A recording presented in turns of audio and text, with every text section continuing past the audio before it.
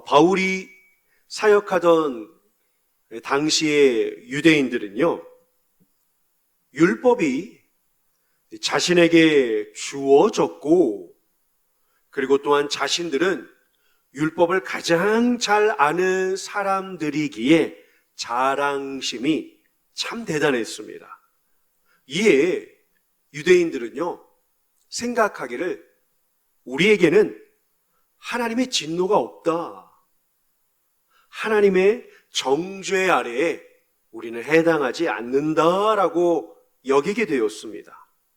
그런데 바울은 로마서를 시작하면서 줄곧 모든 사람은 죄인이며 예수 그리스도 안에 있는 이 하나님의 의가 아니고서는 도저히 누구도 구원을 받을 수 없다라고 강조합니다. 그들은 율법은 알지만 어기면서도 어기는 것을 알지 못하는 어리석음에 빠져 있던 것이었습니다. 그러니 율법을 안다, 율법을 받았다, 율법을 가르친다라고 하는 이유만으로도 자신들은 하나님의 심판에 전혀 해당되지 않는다라고 하면서 오히려 남을 정죄하고 남을 손가락질하는 모습을 바울이 오늘 고발을 하게 됩니다. 한마디로 당시의 유대인들은요, 외식에 빠져 있었던 것입니다. 사실 이 외식은요, 언제든지 우리를 괴롭힐 수 있는 가장 교활하고 가장 끔찍한 죄 가운데 하나입니다. 이사야 29장 13절에요, 하나님께서 유대인들을 향하여 이러한 말씀을 하십니다.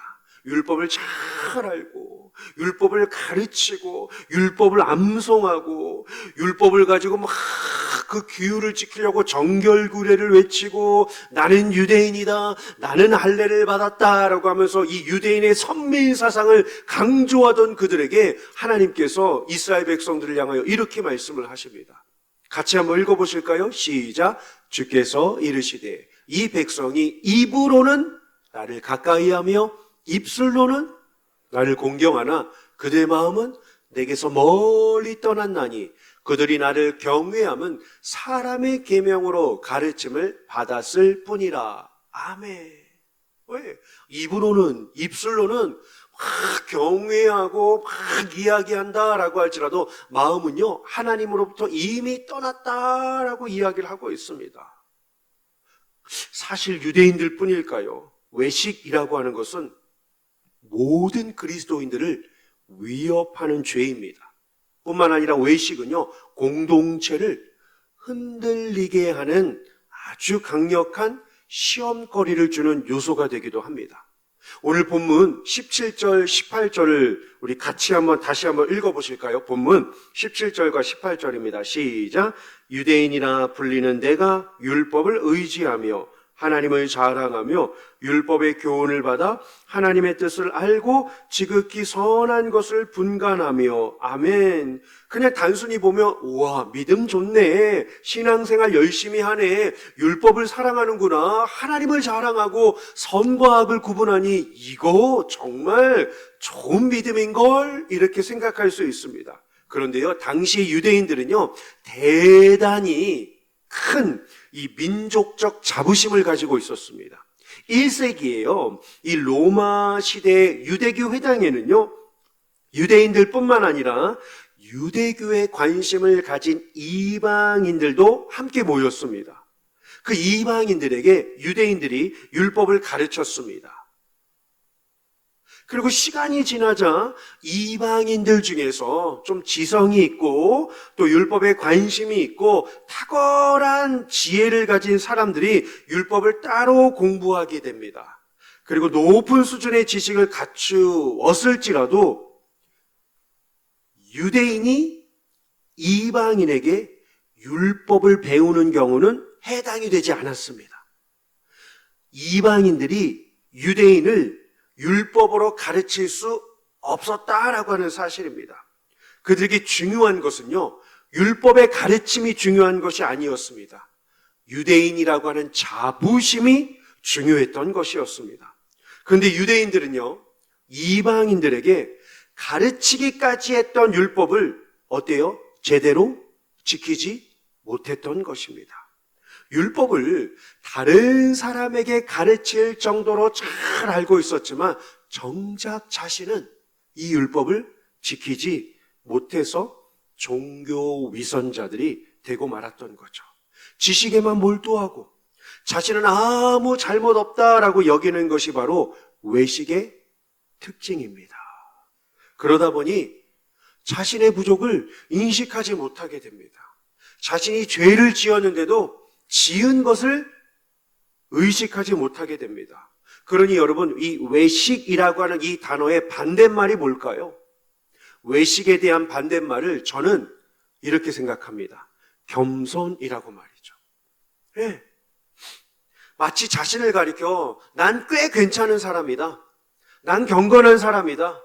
난 신앙이 좋다. 난 믿음이 좋다. 난 저 사람과는 다르다. 나는 하나님을 얼마나 경외하는지 몰라. 적어도 내 신앙만큼은 돼야 하나님께 쓰임받지라고 하는 그러한 마음 때문에 자신에게 대하여서는 놀라운 찬사를 보낼 수는 있어도 남에 대하여서는 결코 사랑하지 못하고 품지 못하는 이러한 차가운 시선을 보내게 된다라고 하는 사실입니다. 그러면 왜 이러한 일이 일어날까요? 왜 이러한 일이 일어날까요? 이어지는 20절 마지막 단어입니다. 뭐죠, 여러분? 20절 마지막 단어예요. 뭐죠? 스스로 믿은 이에요. 스스로 믿은 이에요. 자신 스스로 완벽하다고 생각을 하는 겁니다. 이만큼이면 되지. 나 정도는 믿어야지. 이 정도는 돼야지라고 하는 이 모습. 이게 정말로 무서운 거죠. 외식을 공격하는 가장 큰 요인, 스스로 믿으니라고 이야기를 하고 있습니다. 자신의 부족함이 그러니 뭔지 깨닫지 못하게 됩니다. 외식하는 자는 확신으로 가득 차 있습니다. 자기 신뢰감으로 가득 찬 사람입니다. 그러니 문제가 뭐죠, 여러분? 다시 19절로 다시 본문으로 돌아와 보실까요, 여러분? 17절입니다. 문제가요, 17절 마지막 단어예요. 자랑이에요. 예. 겉으로 하나님을 자랑하는 거죠. 경건의 모양은 있지만 경건의 능력은 없는. 예. 하나님을 자랑하지만 마음은 먼, 자랑하는 것을 자꾸만 합니다. 자꾸만 해요. 두 번째로는요, 18절 마지막 단어입니다. 예. 이것이 옳다, 이것이 그러다, 자꾸 말이 많아져요. 분간하다라고 하는 것은 머리로 깨닫는 이러한 것이 아니라 이 distinguish라고 하는 이러한 단어는요, 자꾸만 선을 긋는 거예요. 포용해 주는 것이 아니라 다르네라고 하는 게 아니라 틀리다라고 하면서 자꾸만 줄을 걷는 게 이 distinguish라고 하는 이 단어인 이 분간하다라고 하는 두 번째 모습입니다. 세 번째는요, 자기가 해야 돼요. 왜요? 19절처럼요, 인도하다라고 하는 이 단어입니다. 이 가이드라고 하는 이러한 단어가 아니라 리드라고 하는 이 고집적인 단어를 쓰고 있습니다. 그러니까 함께 손을 붙잡고 팔짱을 끼고 가야 되는 것이 아니라 내가 앞장서고 너희들은 따라와라 라고 하는 이 모습입니다. 그리고 자기를 가리켜 19절 마지막 단어처럼 네 번째로요, 뭐라고 하죠? 빛이라고 이야기를 합니다. 이게 스스로 믿는 자에 드러나는 패단을 오늘 바울이 이야기를 하고 있습니다. 20절에는요, 더 나아가 뭐라고 하죠? 모본이라고 자기를 이야기를 해요. 모본이라고요. 그렇죠? 20절이요. 율법에 있는 지식과 진리의 모본을 가진 자다라고 이야기를 해요. 자기가 모본이다라고 이야기를 합니다. 그리고 여섯 번째로는요, 20절에요, 교사라고 이야기를 합니다. 그리고 20절에요, 선생이라고 스스로 믿는다라고 이야기를 합니다. 한마디로 자기는 완벽하다라고 생각하는 사람입니다. 그러니 그 생각에는요, 모든 사람이 다 자기와 같다라고 한다면 세상은 훨씬 더 좋아질 거라고 생각합니다. 자기만큼 신앙생활을 하면 교회는 정말로 하나도 흠잡을 것이 없다라고 생각하는 경향을 갖게 하는 것이 바로 외식이다라고 하는 것입니다. 그러면서 자신이 행하는 모든 일에 하나님은 기뻐하실 거야 라고 하는 대단한 착각을 하게 되는 거죠. 이게 바로 유대인들의 생각이었습니다. 모습이었습니다. 어떻게 사도 바울은 이 모습을 콕 꼬집어서 이렇게 당당하게 이야기할 수 있는 것일까요?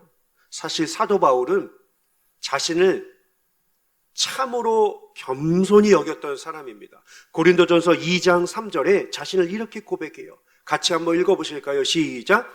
내가 너희 가운데 거할 때에 약하고 두려워하고 심히 떨었노라 라고 이야기를 합니다. 바울은 당시에 아시다시피 가말리엘 문화생이었습니다. 전 세계에서 최고라고 하는 대학에서 공부를 하던 자였습니다. 베냐민 중에 베냐민 지파, 바리새인 중에 바리새인이었습니다. 율법에는 흠이 없는 자였습니다. 부족한 것이 하나도 없는 사람이었습니다. 그런데 그는 약하고 떨며 심히 두려워하였다라고 한 사람 한 사람 대할 때마다 자신을 지극히 낮추었던 것을 보게 됩니다. 더 나아가 예수님을 인격적으로 만나고 난 뒤에 바울이 자신을 가리켜 이렇게 이야기를 하죠. 디모데전서 1장 13절입니다.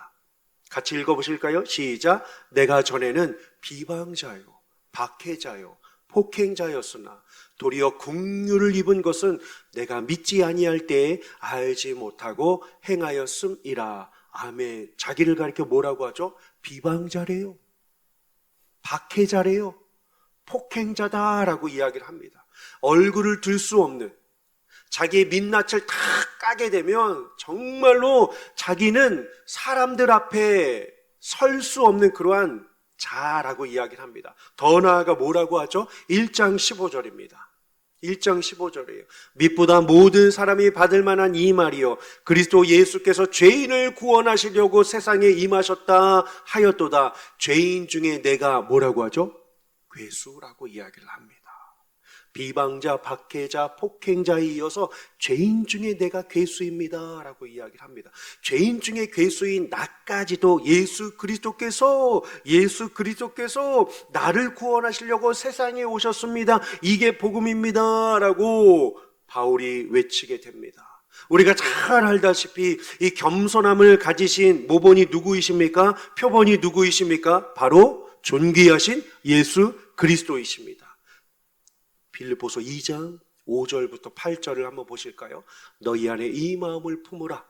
곧 그리스도 예수의 마음이니 그는 근본 하나님의 본체시나 하나님과 동등됨을 취할 것으로 여기지 아니하시고 오히려 자기를 비워 종의 형체를 가지사 사람들과 같이 되셨고 사람의 모양으로 나타나사 자기를 낮추시고 죽기까지 복종하셨으니 곧 십자가의 죽으심이라. 아멘. 사랑해요 여러분, 예수님 자신도 자신의 가능성보다도 하나님의 인도하심으로 순종하셨습니다. 자신의 가능성이나 정직성을 가지고 하나님 앞에 당당할 수 있는 사람은 아무도 없습니다. 하나님 앞에 자신에 대하여 완벽히 좋은 평점을 받을 수 있는 사람은 없습니다. 오히려 우리는 하나님 앞에 내가 어떠한 잘못이 있는지를 늘 생각하면서 겸손히 살아가야 합니다. 이어지는 21절을 보실까요? 그러면 다른 사람을 가르치는 내가 내 자신은 가르치지 아니하느냐라고 이야기를 하고 있습니다. 바울은 타인을 향하여 날카로운 잣대로 판단하면서도 자신은 도무지 가르치지 않고 자신은 교훈으로 돌아보지 않고 자신에게는 진리로 적용하지 않는 모습을 질책합니다. 이로 인하여 어떠한 적나라한 문제가 생깁니까 여러분? 네, 하지 말라라고 한 그 일을 실제로 자신이 행하고 있었던 것입니다. 2장 1절에요 2장 3절에요 반복되는 단어가 있습니다. 뭐죠 여러분? 로마서 2장 1절과 2장 3절을 보시면 반복되는 단어가 있어요.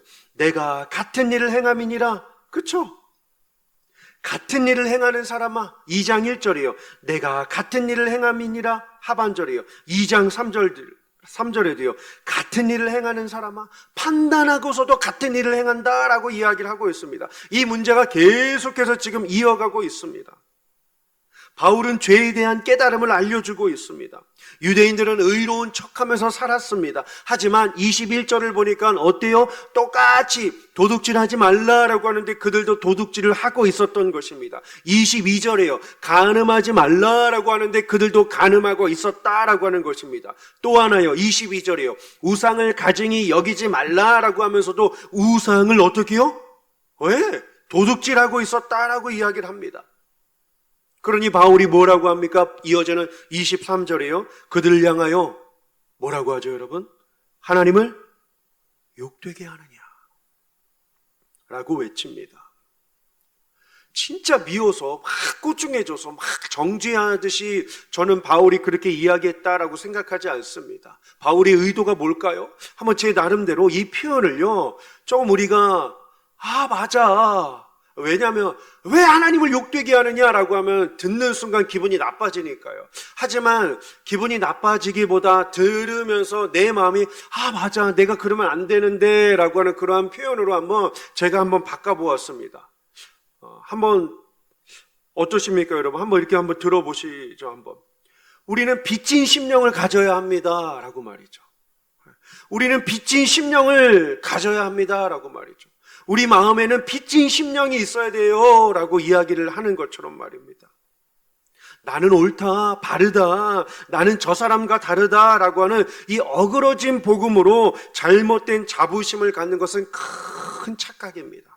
기독교는 사람이 스스로 의로워지고 남들보다 더 훌륭해지는 구조를 알려주는 것이 아닙니다. 선을 행하고 득도를 하고 윤리를 실천하고 도덕을 강행하는 그러한 것을 알려주는 그러한 지침의 종교가 아니다라고 하는 사실입니다. 기독교는 뭘까요? 하나님께서, 주어가 하나님이에요. 내가 수준이 올라가고 내가 의로워지고 내가 도덕심을 갖고 내가 겸양의 사람이 되고 내가 윤리 수준의 탁월한 고상한 인격을 가진 고매한 사람이 되었다라고 하면서 주어가 내가 되는 것이 아니라 주어가 하나님이신 거죠. 하나님께서 나를, 목적어가 나예요. 하나님이, 주어가 나를, 동사가 뭐죠? 사랑하신 거예요. 하나님이 나를 사랑하심. 네. 그 사랑을 위하여서 누구를 보내주셨습니까? 예수 그리스도께서, 주어가 예수님이 나에게, 소유격인 나에게 오신 거예요. 하나님이 나를 사랑하신 것이고 예수님이 나에게 오신 것입니다. 이게 기독교죠, 여러분. 누구도 의를 이룰 수 없습니다. 그런데 그 의를 우리에게 주신 것을 감사하는 것이 기독교입니다, 여러분. 세상의 도덕, 윤리 구조를 보십시오. 잣대를 가지고 들이대면서 비교하고 판단하고 대조합니다. 역시 난 그들과 달라. 역시 난 많이 배웠어. 많이 가졌지. 많은 경험이 있어. 수준이 달라. 사는 모습이 달라. 난 그렇게 어기질 않지. 그렇게 망나니처럼 굴지 않아 라고 하면서 세상은 얼마나 선을 긋고 있는지 모릅니다. 근데 우리가 알죠? 하나님의 말씀을 우리가 가까이 하면 가까이 할수록 우리는 어때요? 내가 하나님의 기준에 이렇게 미칠 수가 없는데 어떻게 하나님이 나를 사랑하셨나? 난 정말 하나님이 없으면 안 되네. 이걸 느끼는 게 기독교입니다. 하나님이 도와주시지 않으면 나는 아무것도 할 수가 없네 라고 느끼는 것이 여러분 기독교입니다. 여러분, 율법이 우리를 깨닫게 하는 것이 무엇입니까? 오늘 본문 17절 18절을 다시금 보시면 참 좋아 보여요. 선한 것을 분간하고 하나님을 자랑하고 율법을 의지하고 율법을 따라가고 율법을 가르치는 이 모습이 너무나도 좋지만 정작 여러분, 율법이 행하는 기능이 있습니다. 율법이 주는 목적이 있다고요. 그게 뭘까요? 로마서 7장 9절입니다. 전에 율법을 깨닫지 못했을 때에는 내가 살았더니, 왜? 율법이 없을 때는 내가 주인이에요. 내가 하는 게 다 옳습니다. 내가 하는 대로 돼야 속이 시원해요. 언제요? 율법을 깨닫지 못했을 때에는요. 근데 계명이 이르매, 율법이 나에게 오매 뭘 알게 되죠? 죄를 알게 됩니다. 하나님 앞에 내가 얼마나 큰 죄인인지를 알게 됩니다. 그러면서 내가 겸손해지는 거죠. 그는 흥하여야겠고 나는 쇠하여야 지리라. 세례 요한의 고백처럼 말입니다. 죄가 보이고 내가 더 하나님 앞에 굴복하고 하나님을 경배하고 하나님 앞에 바짝 엎드려 나아가는 것입니다. 금식이 뭐예요, 여러분? 금식이요, 육신의 힘을 차단하고 영적인 힘만을 의지하는 게 금식입니다. 항복하는 거죠. 두 손 들고 항복하는 거예요. 내 힘으로는 도저히 할 수 없습니다. 도저히 끊을 수 없습니다. 도저히 견딜 수 없습니다. 도저히 이길 수 없습니다. 손을 들고 하나님 앞에 나아가는 것이 바로 하나님을 의지하는 모습입니다. 네, 율법은요, 우리 모두를 예수 그리스도의 십자가 앞으로 인도하는 역할을 합니다. 우리의 어떠한 노력으로도 우리는 율법을 지킬 수 없지만, 부패한 죄성과 악한 본성을 억누를 수 없지만, 결국 심판과 저주를 피할 수 없지만, 율법을 나 대신 지켜주시는 율법의 완성이 되시는 구주 예수 그리스도가 죄인인 우리를 인정해 주심으로 인하여 그분의 인도하심으로 하나님 안에 살게 된 것을 기뻐하는 것이 율법을 가진 자의 마음이다라고 하는 사실입니다. 바울은 배울 만큼 많이 배웠습니다. 스토아파, 에피크로스 학파들과 싸우면서도 그 철학적인 논쟁에서도 지지 않았던 지혜와 지식이 탁월했던 사람입니다. 얼마나 많은 도시를 다녀봅니까? 얼마나 많은 사람들을 만납니까? 얼마나 많은 나라와 국경들을 경험하면서 그의 인생 가운데 정말로 숱한 경험들을 정말로 많이 하지 않습니까? 얼마나 자기 이야기를 할 수 있는 사람이었는지 모릅니다. 내가 가봤다, 나는 봤다, 만나봤다, 먹어봤다, 경험해봤다, 그곳에서 나는 보았다, 얼마든지 내가 이야기를 할 수 있었던 사람이었습니다. 근데 그는 점점 그의 인생을 살아가면서 이렇게 이야기를 하죠. 빌립보서 3장 8절과 9절처럼요. 같이 읽어보실까요? 시작. 또한 모든 것을 해로 여김은 내 주 그리스도 예수를 아는 지식이 가장 고상하기 때문이라. 내가 그를 위하여 모든 것을 잃어버리고 뭐라고 하죠? 배설물로 여긴다라고 이야기를 합니다. 왜요? 그리스도를 얻으면 모든 것을 얻는 것이기 때문입니다.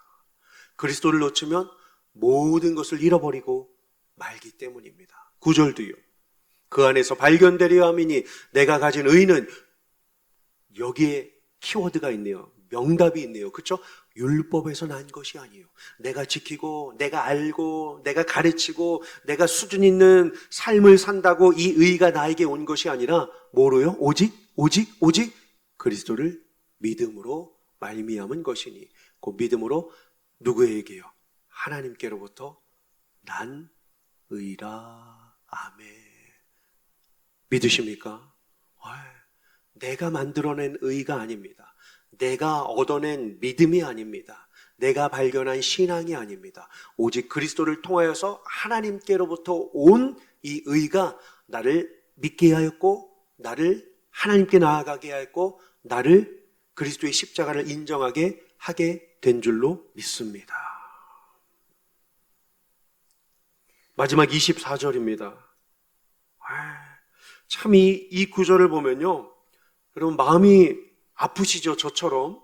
그렇죠? 24절이에요. 하나님의 이름이 너희 때문에 이방인 중에서 모독을 받는도다. 하나님의 이름이 세상 사람들의 죄악 때문에 모독을 받는 것이 아니라 하나님의 이름이 하나님을 아는 자들 때문에 모독을 받는데요. 뭐 여러 가지 이유가 있겠죠. 근데 한번 생각해 보세요. 율법이니까요. 율법의 핵심은요, 하나님을 사랑하고 이웃을 내 몸과 같이 사랑하는 것입니다. 왜요?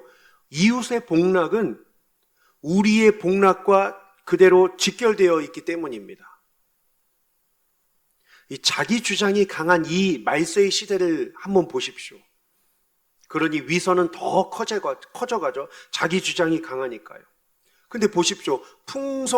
풍족한 시대를 사는데 행복하지가 않아요. 오히려 우울하고 오히려 외로워하고 있습니다. 정말 점점 많아지는데요, 점점 고립되어 가고 있습니다. 뭘까요? 신앙생활하면서 우리가 깨달아야 할 아주 중요한 것이 있습니다. 그게 바로 무엇이냐면, 옆에 있는 지체들을 내 몸의 한 부분으로 볼 수 있어야 됩니다. 대면 보는 게 아니라요. 그냥 뭐 하나만 딱 발견되면 저 집 그렇대, 저 집 아들이 그렇대, 저 집 딸이 그렇대, 아직도 여전히 얼마나, 아이고, 이게 막 재밌어지면 안 돼요, 여러분. 왜요? 그 가정에는 그게 아픔이니까요. 그 가정에는 그게 상처니까요. 정작 본인 가정에는 그런 게 없을까요? 아니요, 있죠. 가정마다 상처가 있고 아픔이 있고 시련이 있고 환란이 있고 가슴앓이가 있어요. 근데 우리는 그것은 뒤로 한 채 남의 가정, 자녀, 어떤 형편 이야기하는 것에 우리는 에너지를 쏟을 이유가 없다고요. 필요가 없습니다. 왜요? 하나님이 기뻐하시지 않는 것이기 때문입니다. 그들의 눈물이 나의 눈물이 되어야 합니다. 그들의 슬픔이 나의 기도가 되어야 돼요. 그들의 연약함이 나의 무릎 꿇음이 되어야 합니다. 그리고 그들의 기쁨이 나의 감사와 즐거움이 되어야 합니다. 그래야 제대로 된 신앙생활을 할 수 있습니다. 왜요? 하나님이 우리를 사랑지기로 불러주셨으니까요. 이게 진짜 사랑지기 아닐까요, 여러분? 세상처럼 저 사람보다 내가 더 훌륭하다라고 하는 것은 교회의 관심사가 아닙니다. 교회의 관심사는 저 사람의 눈물에 내가 얼마나 같이 울 수 있고 저 사람의 기쁨에 내가 얼마나 함께 즐거워할 수 있는지가 사랑지기 교회의 관심사가 되어야 합니다. 죄의 핵심이 무엇입니까? 눈에 보이는 사람을 사랑하지 못하게 하는 거예요. 그러면서 점점 눈에 보이지 않는 하나님으로 멀어지게 하는 것이 죄의 핵심입니다. 성경 예수님에도 그렇죠. 옆에 있는 형제도 사랑하지 못하는데 어떻게 하나님을 사랑한다느냐라고 이야기하느냐라고 예수님이 그러셨습니다.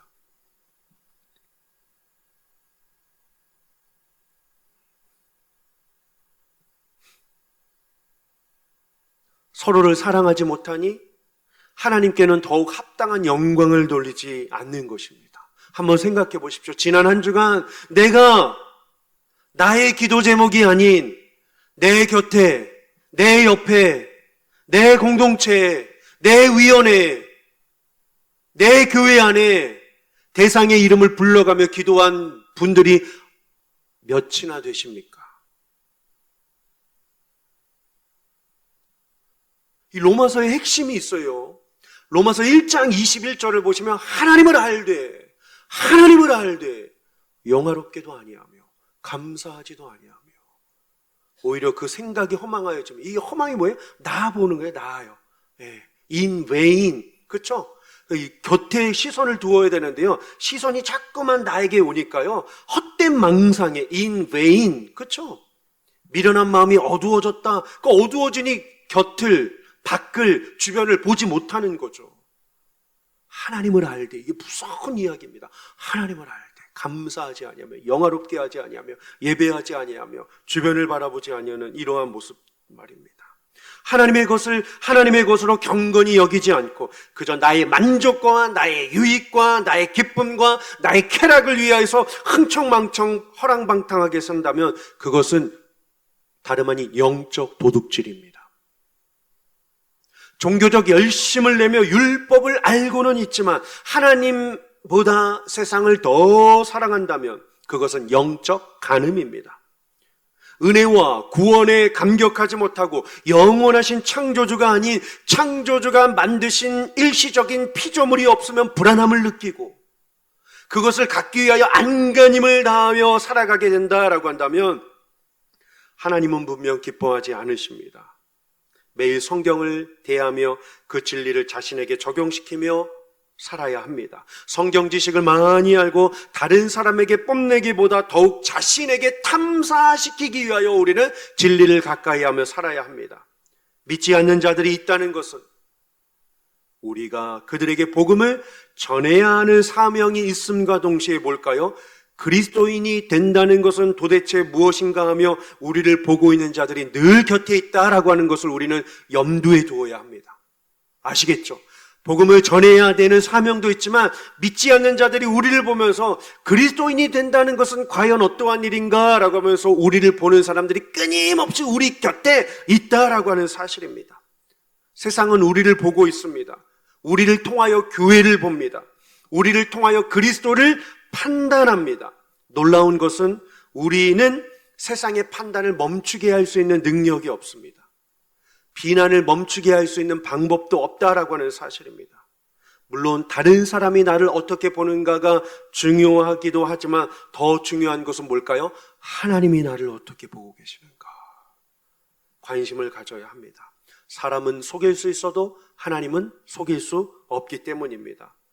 더 놀라운 것은 하나님은 우리를 향한 시선을 놓지 않고 계십니다. 힘들 때도 하나님을 얼마나 의지하고 있는지, 유혹의 자리에서도 하나님을 얼마나 생각하고 있는지, 고통 가운데에서도 하나님을 얼마나 바라보고 있는지 하나님은 지금도 우리를 보고 계십니다. 이에 세상과 하나님 앞에 복되신 하나님의 이 영광스러운 복음을 내가 누리고 있다는 인상을 모두에게 줄 수 있는 그러한 삶이 되시기를 원합니다. 우리는 계속 은택을 입고 있는 자들입니다. 그 약속을 붙잡고 사는 것이 얼마나 행복한지를 우리는 세상에 보여줄 수 있어야 합니다. 예수 그리스도가 읽혀지는 인생, 예수 그리스도가 읽혀지는 인생, 그것이 겸손을 해석할 수 있는 또 다른 표현이 될 수 있지 않겠습니까, 여러분?